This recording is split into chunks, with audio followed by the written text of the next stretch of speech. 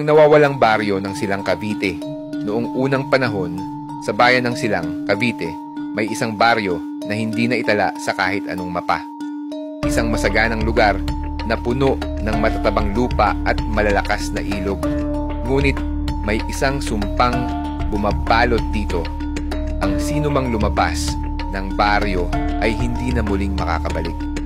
Ayon sa matatanda, ang baryo ay tinatawag na San Felipe del Monte. Dati itong masigla at puno ng masisipag na magsasaka. Ngunit isang gabi, isang estranghero ang dumating balot sa maitim na kapa at may matalim na titig. Humingi siya ng makakain at matutuluyan, ngunit itinaboy siya ng mga tao dahil sa kanyang kakaibang presensya. Sa kanyang pag-alis, bumulong siya ng isang pangungusap na halos pabulong, ngunit nagpatindig sa balahibo ng nakarinig. Isinusumpa ko ang lugar na ito. Simula noon, sunod-sunod ang mga trahedya.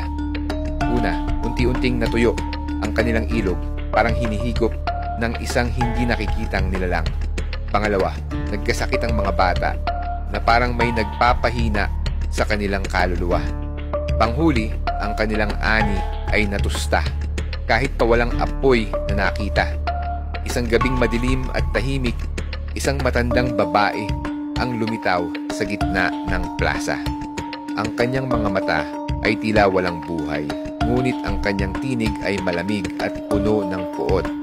Hinubaran niyo ng awa ang hindi dapat, kaya't huhubarin ko ang inyong mundo.